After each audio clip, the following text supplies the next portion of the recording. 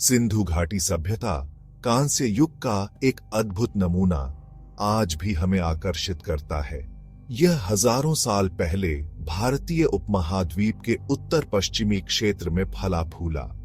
यह सभ्यता रहस्य में डूबी हुई है, जिसके कई सवालों के जवाब आज तक नहीं मिल पाए हैं। फिर भी इसकी विरासत इसके परिष्कृत शहरी नियोजन, उन्नत तकनीकों और गूढ़ कला में स्पष्ट है।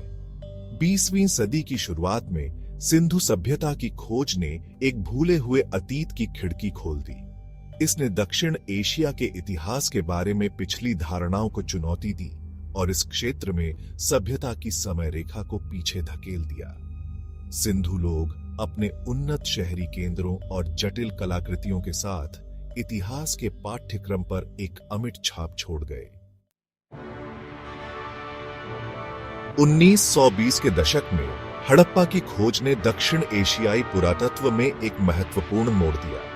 इसके तुरंत बाद मोहनजोदड़ो को खोज निकाला गया, जिससे इस प्राचीन सभ्यता की भव्यता का पता चला। इन खोजों ने अन्य स्थलों पर खुदाई के साथ सिंधु सभ्यता की विशालता को उजागर किया। ये एक बड़े क्षेत्र में फैला हुआ था, जिसमें वर्तमान भारत, पाकिस्तान और अफगानिस्तान के कुछ हिस्से शामिल थे। सभ्यता के भौगोलिक विस्तार ने इसके परिष्कार और संगठनात्मक कौशल पर प्रकाश डाला। इतने विशाल क्षेत्र में शहरी नियोजन और भौतिक संस्कृति में एक रूपता ने एक अच्छी तरह से जुड़े और केंद्र प्रशासित सभ्यता का सुझाव दिया। मुहरों, मिट्टी के बर्तनों और मूर्तियों सहित कई कलाकृतियों की खोज ने सिंधु लोगों के जीवन और विश्वासों में अमूल्य अंतर्दृष्टि प्रदान की। सिंधु शहर अपने उन्नत शहरी नियोजन और प्रभावशाली बुनियादी ढांचे के लिए प्रसिद्ध हैं। हड़प्पा और मोहनजोदड़ो के शहर विशेष रूप से सिंधु लोगों के इंजीनियरिंग कौशल के प्रमाण के रूप में खड़े हैं। इन शहरों में एक ग्रिड प्रणाली थी, जिसमें सड़कें समकोण पर एक दूसरे को काटती थीं और एक परिष्कृत जल निकासी व्यवस्था थी जो बाद की कई सभ्यताओं से कहीं बेहतर थी। सार्वजनिक स्नानागार, अनाज भंडार और मानकीकृत वजन और माप की उपस्थिति एक उच्च संगठित समाज की ओर इशारा करती है। विभिन्न आकारों के घरों वाले आवासीय क्षेत्रों की खोज ने एक पदानुक्रमित सामाजिक संरचना का सुझाव दिया। सिंधु लोगों का स्वच्छता और स्वच्छता पर ध्यान शहरी नियोजन की उनकी उन्नत समझ को दर्शाता है।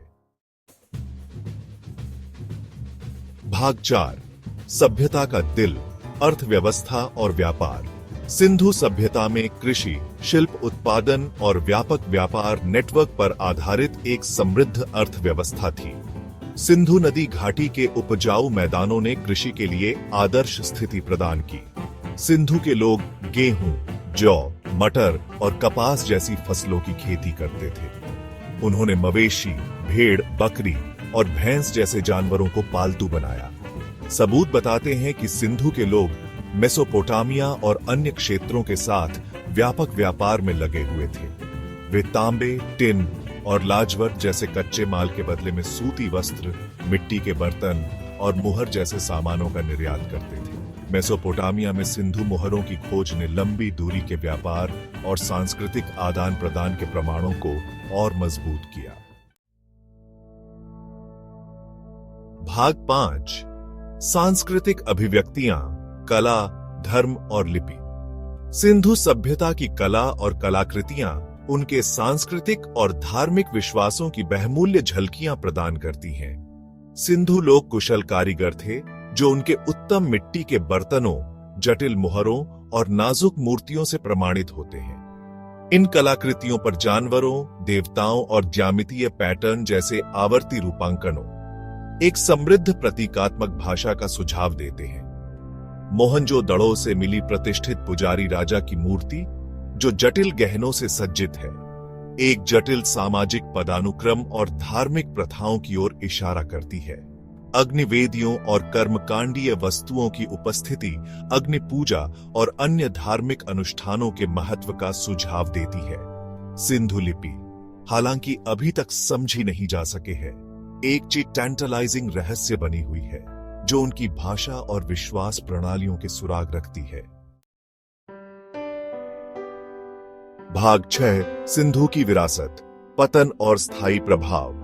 सिंधु सभ्यता का पतन 1900 ईसा पूर्व के आसपास हुआ, जो एक ऐसी विरासत को पीछे छोड़ गया जो आज भी हमें आकर्षित और प्रेरित करती है। इसके पतन के सटीक कारण बहस का विषय बने हुए हैं, जिसमें जलवायु परिवर्तन और प्राकृतिक आपदाओं से लेकर आक्रमणों और आंतरिक संघर्षों तक के सिद्धांत शामिल हैं। अपने लुप्त होने के बावजूद सिंधु सभ्यता का प्रभाव बाद की दक्षिण एशियाई संस्कृतियों में देखा जा सकता है।